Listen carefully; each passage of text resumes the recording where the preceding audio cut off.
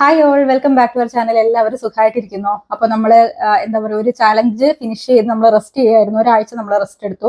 15 ദിവസത്തെ ഒരു daily task ചാലഞ്ചാണ് നമ്മൾ ചെയ്തത്. എല്ലാവരും നല്ല രീതിയിൽ പാർട്ടിസിപ്പേറ്റ് ചെയ്ത ഒരു ചാലഞ്ച് ആയിരുന്നു. ഒരുപാട് പേർക്ക് റിസൾട്ട് കിട്ടിയ ഒരു ചാലഞ്ച് ആയിരുന്നു.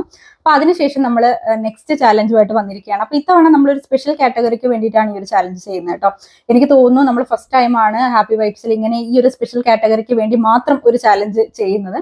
അപ്പോൾ ഇതിന്റെ ഒരു റീസൺ എന്ന് വെച്ചാൽ ഒരുപാട് റിക്വസ്റ്റുകളാണ് വന്നുകൊണ്ടിരിക്കുന്നത്. അതുകൊണ്ടാണ് നമ്മൾ ഇത് ചെയ്യുന്നത് കേട്ടോ. അപ്പോൾ നമ്മൾ ഇത്തവണ ചെയ്യാൻ പോകുന്ന ചാലഞ്ച് പുതിയ അമ്മമാർക്ക് വേണ്ടിയിട്ടുള്ളതാണ്. പോസ്റ്റ്പാർട്ടം വെയിറ്റ് ലോസ് ചാലഞ്ചാണ് നമ്മൾ ചെയ്യുന്നത്. ശരിക്കും പറഞ്ഞു കഴിഞ്ഞാൽ ഈ ഡെലിവറി ഒക്കെ കഴിഞ്ഞ് ഒരാഴ്ചക്കുള്ളിൽ തന്നെ നമ്മളെ കോൺടാക്ട് ചെയ്യുന്ന ആളുകളുണ്ട് കേട്ടോ. വെയിറ്റ് കുറയ്ക്കണം, എന്താണ് ഞാൻ ചെയ്യേണ്ടത്, എപ്പോഴാണ് എൻ്റെ വെയിറ്റ് ലോസ് ജേണി ഞാൻ സ്റ്റാർട്ട് ചെയ്യേണ്ടത്, എന്ത് ഡയറ്റ് ചെയ്യണം, എന്ത് വർക്ക്ഔട്ട് ചെയ്യണം, എനിക്ക് ഡയാലിസിസ് സെലക്ട് ഉണ്ടോ, ഇങ്ങനെയൊക്കെ ചോദിച്ച് ഒരുപാട് മെസ്സേജസ് നമുക്ക് വരാറുണ്ട്. വിത്തിൻ വീക്സിനുള്ളിൽ തന്നെ അവര് ഡെലിവറി കഴിഞ്ഞതിന് ശേഷം കോൺടാക്ട് ചെയ്യുന്നവരുണ്ട്.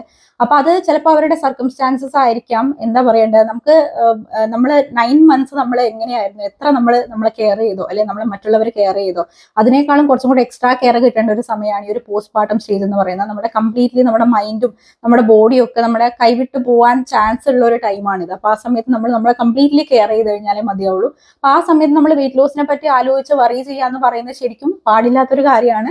പക്ഷെ എനിക്ക് തോന്നുന്നു നമ്മുടെ ചുറ്റുമുള്ള ആ ഒരു പ്രഷർ കൊണ്ടോ, അല്ലെങ്കിൽ നമുക്ക് നമ്മളോട് തന്നെ തോന്നുന്ന ഒരു എന്താ പറയാ, നമ്മളെ ആക്സെപ്റ്റ് ചെയ്യാൻ പറ്റാത്ത, നമ്മുടെ ബോഡിയെ നമുക്ക് തന്നെ ആക്സെപ്റ്റ് ചെയ്യാൻ പറ്റാത്ത ഒരു സിറ്റുവേഷൻ കൊണ്ടൊക്കെ ആയിരിക്കാം നിങ്ങൾ കോൺടാക്ട് ചെയ്യുന്നതും ഇങ്ങനെയുള്ള കാര്യങ്ങളൊക്കെ ചോദിക്കുന്നതും.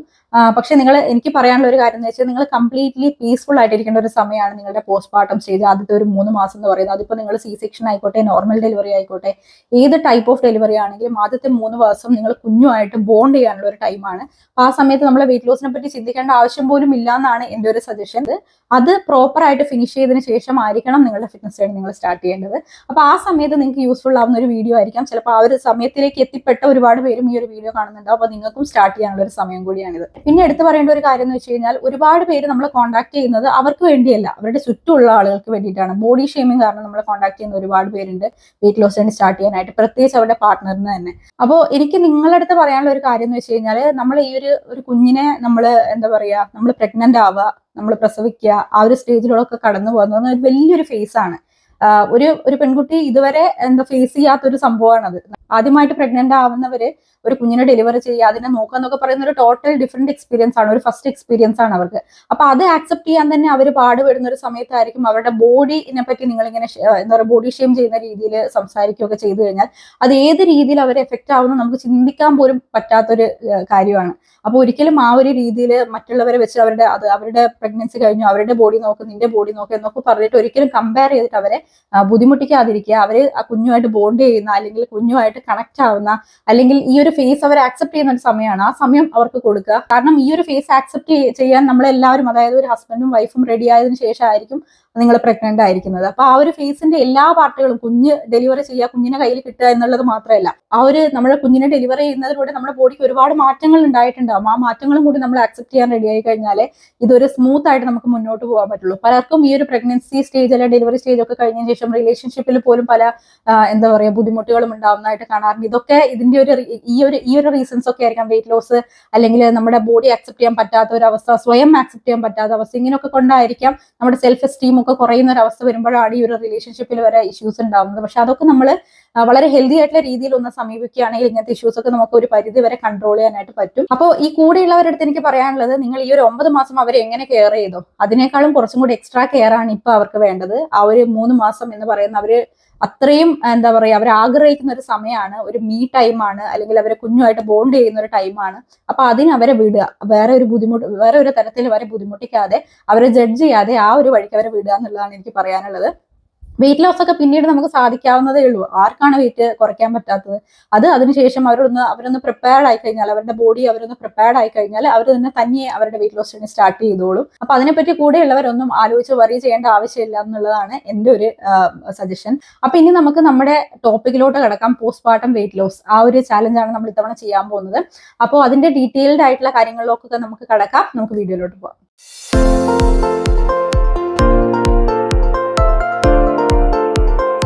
അപ്പോൾ പോസ്റ്റ്പാർട്ടം വെയിറ്റ് ലോസ് എന്ന് പറയുന്നത് നമ്മൾ വളരെയധികം ശ്രദ്ധയോടെ കൈകാര്യം ചെയ്യേണ്ട ഒരു കാര്യമാണ്. പലരും എന്താ പറയുക അവരുടെ ഡെലിവറി കഴിഞ്ഞ് എപ്പം മുതൽ അവരുടെ ഫിറ്റ്നസ് ജേർണി സ്റ്റാർട്ട് ചെയ്യാം, എപ്പം മുതൽ അവരുടെ ഡയറ്റ് സ്റ്റാർട്ട് ചെയ്യാം, വർക്ക്ഔട്ട് സ്റ്റാർട്ട് ചെയ്യാം എന്നൊക്കെ ചോദിക്കാറുണ്ട്. അപ്പോൾ നമുക്ക് 2 ടൈപ്പ് ഡെലിവറി ഉണ്ട് അല്ലെ, സി സെക്ഷൻ കഴിയുന്നവരുണ്ട്, അതുപോലെ തന്നെ നോർമൽ ഡെലിവറി കഴിയുന്നവരുണ്ട്. ഫസ്റ്റ് ഞാൻ നോർമൽ ഡെലിവറിയുടെ കാര്യം പറയാം. അപ്പൊ നോർമൽ ഡെലിവറി ആണ് എങ്കിൽ നമുക്ക് നമ്മൾ ഡെലിവറി കഴിഞ്ഞ് പിറ്റേന്ന് മുതൽ തന്നെ ഒരു പ്രോപ്പർ ഡയറ്റ് നമുക്ക് സ്റ്റാർട്ട് ചെയ്യാവുന്നതേ ഉള്ളൂ. ഡയറ്റ് അത്രയും സിമ്പിൾ ആണ്, നിങ്ങൾക്ക് പിറ്റേന്ന് തന്നെ സ്റ്റാർട്ട് ചെയ്യാം. അതിപ്പോ നിങ്ങൾ സി സെക്ഷൻ ആണെങ്കിലും നോർമൽ ഡെലിവറി ആണെങ്കിലും ഡയറ്റ് പിറ്റേന്ന് തന്നെ നമുക്ക് സ്റ്റാർട്ട് ചെയ്യാം. പക്ഷെ ആ ഒരു രീതിയിൽ ഒരു വെയിറ്റ് ലോസ് ഡയറ്റ് നിങ്ങൾ ഫോളോ ചെയ്യുമ്പോൾ ശരിക്കും ഒരു പ്രൊഫഷണൽ സപ്പോർട്ടോട് കൂടി വേണം നിങ്ങൾ ഒരു ഡയറ്റ് ഫോളോ ചെയ്യാനായിട്ട്. ഇനി വർക്ക്ഔട്ടിന്റെ കാര്യത്തിലോട്ട് വരികയാണെങ്കിൽ നമ്മൾ സി സെക്ഷൻ ഡെലിവറി ആണ് കഴിഞ്ഞതെങ്കിൽ ഒരു 6 months എങ്കിലും വെയിറ്റ് ചെയ്ത്, ഒരു മിനിമം ഒരു 5 months എങ്കിലും വെയിറ്റ് ചെയ്തതിന് ശേഷം മാത്രമേ നമ്മൾ കുറച്ച് ഹെവി ആയിട്ടുള്ള ഈ വെയിറ്റ് ലിഫ്റ്റിംഗ് കൈൻഡ് ഓഫ് വർക്ക്ഔട്ടുകളും ഒക്കെ സ്റ്റാർട്ട് ചെയ്യാൻ പാടുള്ളൂ. പിന്നെ നമ്മുടെ വയറിന് സ്ട്രെസ് വരുന്നുള്ള വർക്ക്ഔട്ടുകളൊക്കെ ഒരു 5 months വെയിറ്റ് ചെയ്തിട്ട് ചെയ്യുന്നതായിരിക്കും നല്ലത്. കാരണം നമുക്ക് സ്റ്റിച്ച് പുറമേ ഉണങ്ങിയതായിട്ട് നമുക്ക് വേദന ഒന്നും ഉണ്ടാവില്ല. പക്ഷേ ശരിക്കുള്ള വർക്ക്ഔട്ട്സ് സ്റ്റാർട്ട് ചെയ്യുമ്പോഴായിരിക്കും നമുക്ക് ഉള്ളിൽ ഭയങ്കര വേദന വരാൻ തുടങ്ങുന്നത്. എനിക്ക് അങ്ങനെ ഉണ്ടായിരുന്നു. അപ്പൊ അതുകൊണ്ടാണ് ഞാൻ പറയുന്നത്. അപ്പൊ വെയിറ്റ് ചെയ്തതിന് ശേഷം നിങ്ങളുടെ വർക്ക്ഔട്ട് സ്റ്റാർട്ട് ചെയ്യുക. പക്ഷെ ഒരു 3 months കഴിയുമ്പോൾ തന്നെ നിങ്ങൾക്ക് മെല്ലെ വാക്കിംഗ് സ്റ്റാർട്ട് ചെയ്യാവുന്നതാണ്. വീട്ടിൽ ഇൻഡോർ വാക്കിങ്ങോ അല്ലെങ്കിൽ പുറത്ത് പോയിട്ടോ ഒക്കെ വാക്കിംഗ് നിങ്ങൾക്ക് സ്റ്റാർട്ട് ചെയ്യാവുന്നതാണ്. ഇനി എന്താ പറയുക, നമ്മുടെ നോർമൽ ഡെലിവറി കഴിഞ്ഞിട്ടുള്ളവരാണെങ്കിൽ അവരുടെ വർക്ക്ഔട്ട് അവർക്ക് 3 months തന്നെ സ്റ്റാർട്ട് ചെയ്യാം. അതും ജസ്റ്റ് വാക്കിംഗ് വെച്ച് സ്റ്റാർട്ട് ചെയ്ത് പയ്യെ കുറച്ച് എന്താ പറയുക വെയിറ്റ് ഒക്കെ വെച്ചിട്ടുള്ള വർക്ക്ഔട്ടിലോട്ട് നിങ്ങൾക്ക് കടക്കാവുന്നതേ ഉള്ളൂ. ആദ്യം തന്നെ എന്താ പറയുക ഭയങ്കര ബുദ്ധിമുട്ടിക്കുന്ന തരത്തിലുള്ള വർക്ക്ഔട്ടുകളൊന്നും ചെയ്യാതിരിക്കാം. പിന്നെ ഞാനിപ്പോൾ ഓരോ കണക്കുകൾ പറഞ്ഞു. അതായത് എന്താ പറയുക, നോർമൽ ഡെലിവറി കഴിഞ്ഞവർ ഇത്ര മന്ത്സ് ആവുമ്പോൾ സ്റ്റാർട്ട് ചെയ്യാം, സി സെക്ഷൻ കഴിഞ്ഞവർ ഇത്ര മന്ത് ആവുമ്പോൾ സ്റ്റാർട്ട് ചെയ്യാം, ഇതൊക്കെ ഞാൻ പറഞ്ഞു. പക്ഷെ ഇതൊക്കെ എന്ന് വെച്ച് കഴിഞ്ഞാൽ ഓരോ പ്രഗ്നൻസിയും ഓരോ അമ്മമാരും എന്ന് പറയുന്നത് യുണീക്ക് ആണ്. അപ്പൊ ഒരിക്കലും നമുക്കൊരു ജനറൽ ആയിട്ടുള്ള ഒരു ഗൈഡ് ലൈൻ നമുക്ക് തരാൻ പറ്റില്ല. അപ്പൊ അതുകൊണ്ട് തന്നെ നിങ്ങളുടെ ഡോക്ടർ ആരാണോ, അതായത് നിങ്ങൾ പ്രഗ്നൻസി ടൈമിൽ നിങ്ങൾ കൺസൾട്ട് ചെയ്ത ഡോക്ടറെ തന്നെ കൺസൾട്ട് ചെയ്തതിന് ശേഷം എപ്പോഴാണ് ഞാൻ എൻ്റെ ഡയറ്റ് സ്റ്റാർട്ട് ചെയ്യേണ്ടത്, അല്ലെങ്കിൽ എപ്പോഴാണ് എൻ്റെ വർക്ക്ഔട്ട് ഞാൻ സ്റ്റാർട്ട് ചെയ്തത്, എൻ്റെ ബോഡി ഇപ്പം ഓക്കെ ആണോ, ഒരു പുതിയൊരു ഫിറ്റ്നസ് ജേർണി സ്റ്റാർട്ട് ചെയ്യാനായിട്ട് എൻ്റെ ബോഡി ഓക്കെ ആണോ എന്നുള്ള കാര്യം അന്വേഷിച്ചറിയേണ്ടത് നിങ്ങളുടെ ഡോക്ടറെ അടുത്ത് തന്നെയാണ്. അപ്പൊ അങ്ങനെ ഒരു ഗ്രീൻ സിഗ്നൽ കിട്ടിയതിന് ശേഷം മാത്രം നിങ്ങളുടെ ഫിറ്റ്നസ് ജേർണി നിങ്ങൾ സ്റ്റാർട്ട് ചെയ്യുക. അത് ഏത് ടൈപ്പ്, എത്ര സിമ്പിൾ ആയിട്ടുള്ള വർക്ക്ഔട്ട് ഫോം അല്ലെങ്കിൽ ഡയറ്റ് നിങ്ങൾ ചൂസ് ചെയ്യുകയാണെങ്കിൽ പോലും നിങ്ങളുടെ ഡോക്ടറിനെ കൺസൾട്ട് ചെയ്തതിന് ശേഷം മാത്രം നിങ്ങൾ സ്റ്റാർട്ട് ചെയ്യുക എന്നുള്ളതാണ് എൻ്റെ ഒരു സജഷൻ. ഇനി നെക്സ്റ്റ് നമ്മുടെ ഡയറ്റിന്റെ കാര്യത്തിലോട്ട് വരികയാണെങ്കിൽ എപ്പോഴും നമ്മൾ ഡയറ്റ് ആണെങ്കിലും വർക്ക്ഔട്ട് ആണെങ്കിലും സേഫ് ആയിട്ടുള്ള വർക്ക്ഔട്ട് ഫോംസ്, ഡയറ്റ് ഫോംസ് മാത്രം നിങ്ങൾ ചൂസ് ചെയ്യുക. പലരും ഇപ്പം എന്താ പറയുക ഫീഡിംഗ് ആയിട്ടുള്ള അമ്മമാർ തന്നെ പലരും കമന്റ് സെക്ഷനിൽ കാണാറുണ്ട്, ഇന്റർമീഡിയന്റ് ഫാസ്റ്റിംഗ് ഞാൻ ഇത്ര അവേഴ്സ് ആണ് ചെയ്യുന്നത്, എനിക്ക് ഈ റിസൾട്ട് കിട്ടുന്നില്ല എന്നൊക്കെ.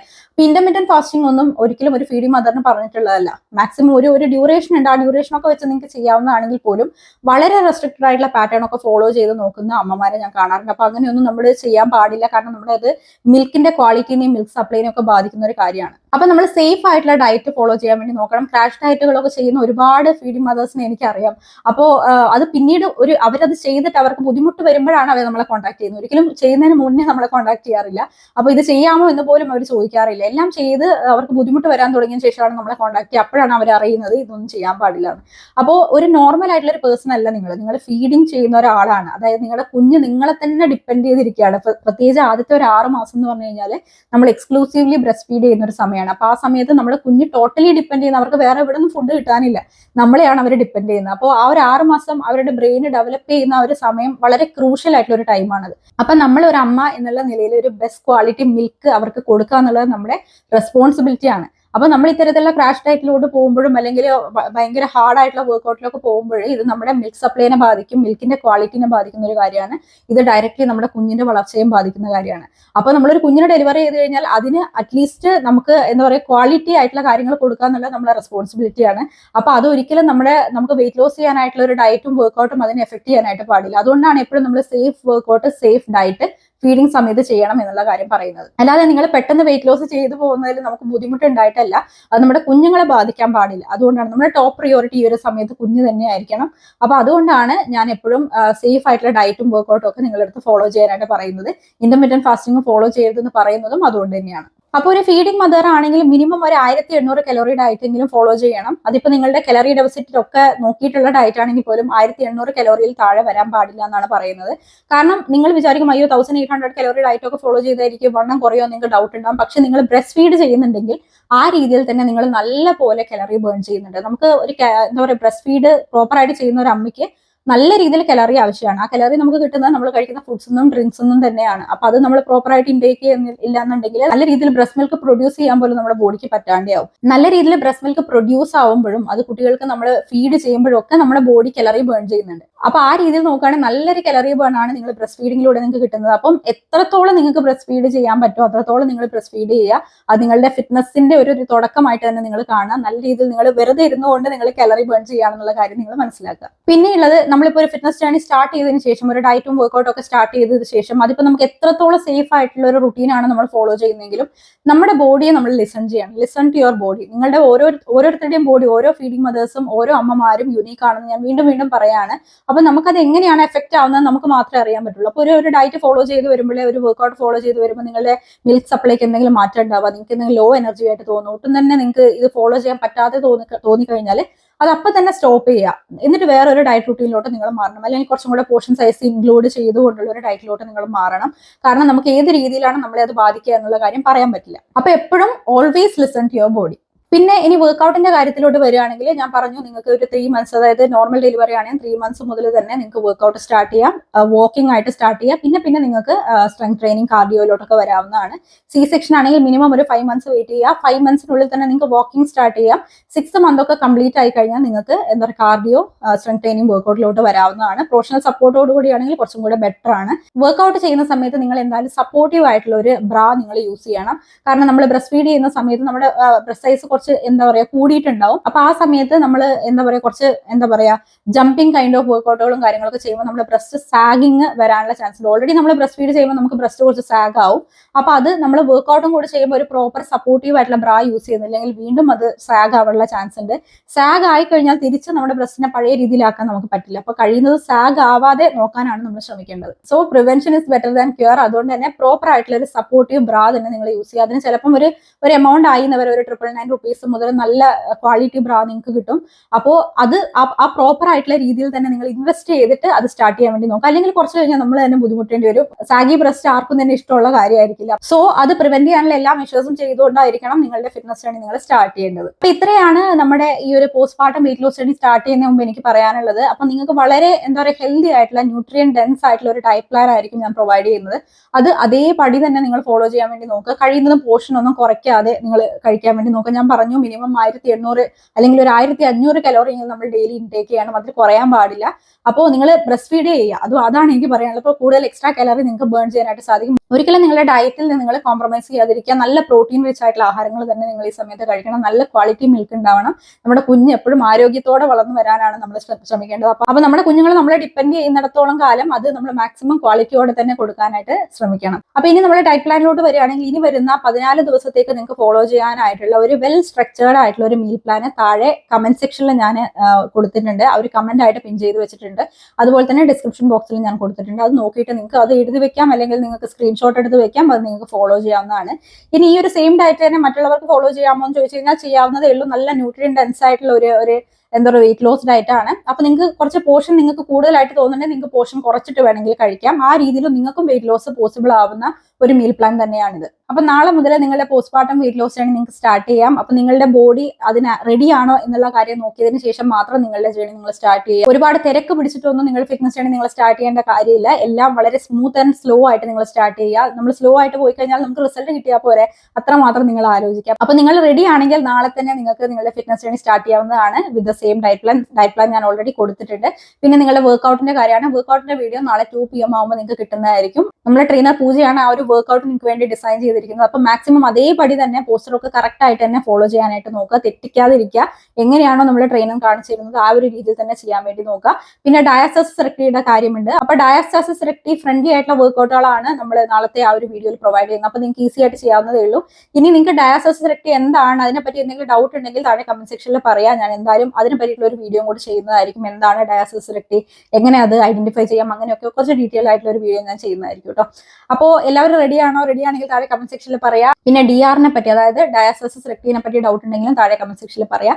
എല്ലാം നമുക്ക് നെക്സ്റ്റ് വീഡിയോയിൽ ക്ലിയർ ചെയ്യാവുന്നതാണ്. അപ്പോൾ എല്ലാവർക്കും ഓൾ ദി ബെസ്റ്റ്. നല്ല രീതിയിൽ നിങ്ങളുടെ ഒരു പോസ്റ്റ്പാർട്ടം ജേർണി ഹാപ്പി വൈബ്സിന്റെ കൂടെ സ്റ്റാർട്ട് ചെയ്യാനായിട്ടും അതുപോലെ തന്നെ ഹാപ്പി വൈബ്സിന്റെ കൂടെ തന്നെ ഫിനിഷ് ചെയ്യാനായിട്ടും നിങ്ങളുടെ ഗോൾ വെയിറ്റ് നിങ്ങൾക്ക് റീച്ച് ചെയ്യാനായിട്ടും വളരെ പെട്ടെന്ന് തന്നെ സാധിക്കട്ടെ. മറ്റൊരു വീഡിയോയിലൂടെ നമുക്ക് വീണ്ടും കാണാം. എല്ലാവരും ഹാപ്പി ആൻഡ് ഹെൽത്തി ആയിട്ടിരിക്കൂ. ബൈ.